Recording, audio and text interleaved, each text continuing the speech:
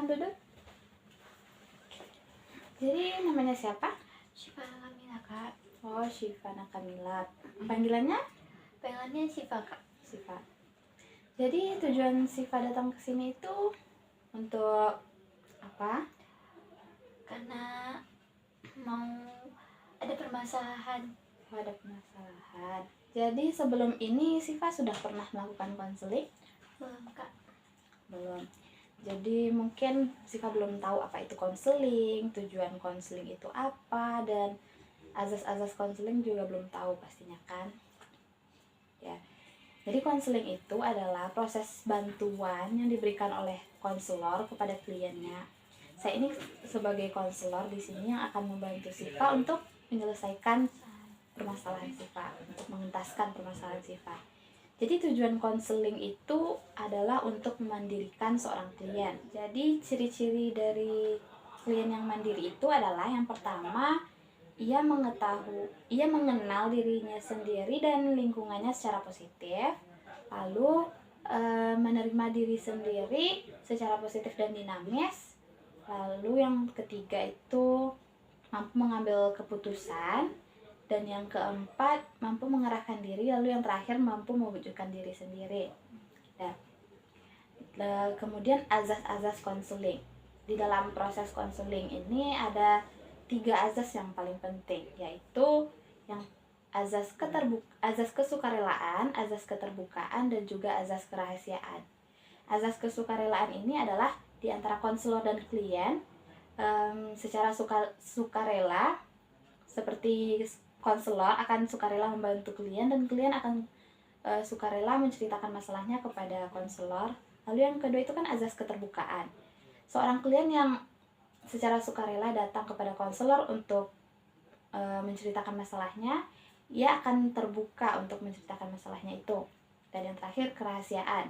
Jadi kerahasiaan antara percakapan kita di sini itu akan rahasia dan tidak boleh diketahui oleh siapapun.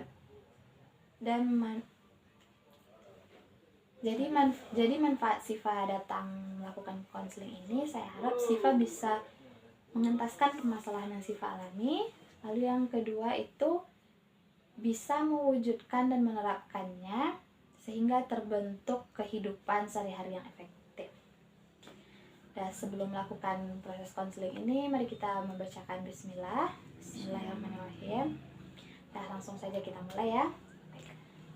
Jadi akhir-akhir ini apa yang mengganggu pikiran Syifa? Mungkin ada yang bisa saya bantu? Jadi akhir ini tuh saya sering mempunyai masalah tuh terlambat datang ke kampusnya, Kak. Jadi sebagai dosen,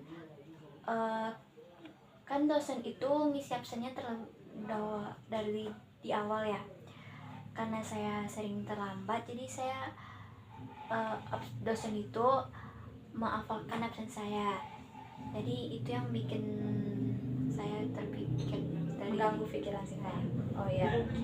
Jadi akhir-akhir ini Syifa khawatir karena sering terlambat kuliah, karena sebagian dosen itu mengambil absennya di awal dan akibatnya absen Syifa sering terkadang itu alfa. Benar ya. Saya mengerti perasaan Syifa bagaimana khawatirnya saat absen kita itu dibuat alfa padahal kita hadir. Ya. Jadi apa yang menyebabkan Syifa itu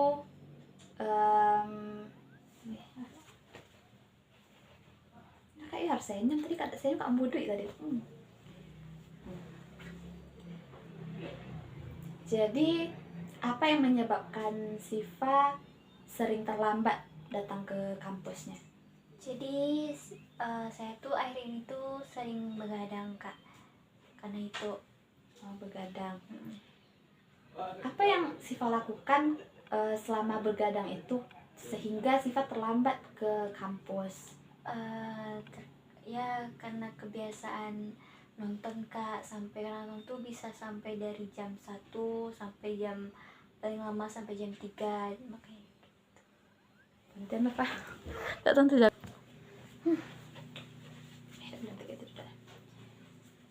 Jadi Siva begadang itu karena sering menonton. Akibatnya terlambat pergi ke kampus. Apa selama begadang itu Siva hanya menonton atau ada kegiatan lain yang dilakukan? Ada Kak. Apa? Misal karena bikin tugas, Ya. kadang-kadang karena nonton tuh jadi kayak lalai jadi bikin tugasnya. Oh iya. Ya boleh. Ya, bisa itu betul kan? Untuk curhat ya. Iya kan gimana? Jadi Siva karena keseringan menonton, tugas Siva jadi lalai dan akhirnya begadang, akibatnya terlambat ke kampus. Dan absen pun keseringan dialfakan karena sering terlambat. Iya. Ya. Mungkin Siva sebelumnya sudah pernah mencoba untuk mengurangi waktu nonton Siva? Sudah Kak, tapi karena jadi kebiasaan jadi susah. Jadi tetap tugasnya lalai gitu dikerjakan. Ya. Kita boleh ya.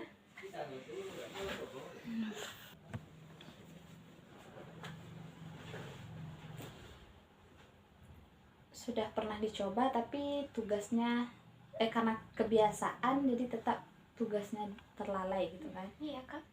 Kalau misalkan setelah Siva pulang kuliah lalu Siva langsung membuat tugas, itu sudah pernah dicoba? Belum Kak. Oh belum. Lalu untuk teman-teman Siva yang lain, apakah mereka juga sering melalaikan tugas? Beberapa iya mungkin. Beberapa iya Kak. Oh iya. Ada sebagian beberapa, ada sebagian enggak. Ya. Iya. Lalu kan sebagian itu melalaikan tugas. Jadi sebagian lagi kan tentu mereka tidak melalaikannya kan.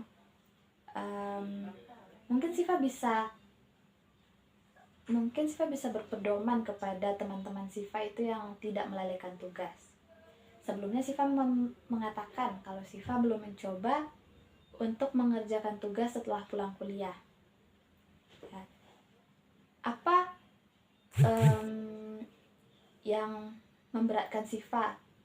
Karena apa yang memberatkan Siva sehingga tidak mengerjakan tugas itu setelah langsung pulang kuliah? Memberatkan itu karena ada hal lain yang dilakuin Kak. Seperti apa itu contohnya? Misalnya kayak main sama teman-teman, Ya. atau enggak nongkrong, atau enggak kayak tiduran sambil main HP, jadi gitu. Jadi kan kita udah menemukan titik permasalahannya itu karena Siva menonton yang pertama kan, sehingga tugasnya lalai dan ya akhirnya itu terlambat kan. Mungkin ya Siva bisa mencoba untuk mengerjakan tugas setelah pulang kuliah. Kan belum pernah dicoba tadi kan, mungkin Siva bisa mencobanya. Dan untuk kegiatan Siva yang sebelumnya itu kan nongkrong sama teman-teman, main HP atau tiduran mungkin ya kan, itu bisa saja Siva lakukan setelah Siva menyelesaikan semua tugas Siva. Setelah tugas Siva diselesaikan dan hati itu kan menjadi lega, pikiran lega setelah tugas selesai kan. Itu setelah tugas itu selesai Siva bisa main bersama teman-teman, nongkrong, dan juga mungkin bisa menonton untuk merefreshing otak setelah sibuk, setelah capek mengerjakan tugas ya kan. Jadi tidak akan menyebabkan sampai begadang karena tugas belum selesai ya kan. Dan juga Siva bisa memanajemen waktu. Manajemen waktu ini sangat penting. Saya sudah pernah mencobanya dan itu sangat berpengaruh terhadap saya. Misalnya di ponsel itu kan ada alarm, atau di kalender Google itu kan Siva bisa menetapkan jam segini untuk membuat tugas, jam segini main, jam segini mungkin ada hal lain yang Siva lakukan. Siva bisa mencoba itu untuk mengubah kebiasaan Siva yang menonton terlalu banyak tadi. Baik Kak.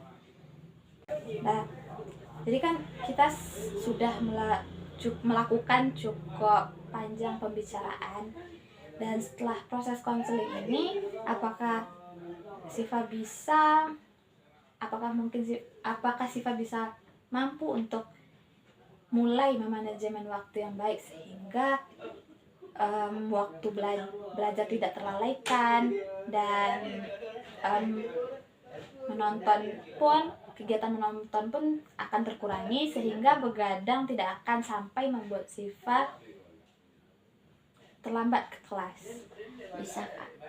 Saya akan usahain bikin di Google Calendar jadwal-jadwal saya kegiatan selanjutnya, atau enggak saya akan bikin di kertas yang bergambar atau berwarna gitu, yang bikin terus ditempelkan di dinding Ya, dan supaya menarik. Terus kan kita jadi fokus kita kan, oh iya, jadwal ini belajar, jadwal ini itu untuk ibadah mungkin, ya kan.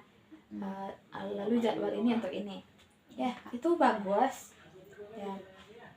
Saya harap setelah ini Siva bisa melakukannya, dan setelah konseling ini mungkin kita bisa berkomunikasi lagi untuk saya memastikan apakah Siva sudah berhasil untuk menerapkan apa yang hasil dari konseling kita yang kita lakukan barusan ini. Seperti sudah bisakah Siva manajemen waktu atau tidak terlambat lagi ke kelas, ya. Baik, kita sudahi sampai di sini saja ya. Mari kita membacakan hamdalah. Alhamdulillahirabbil alamin.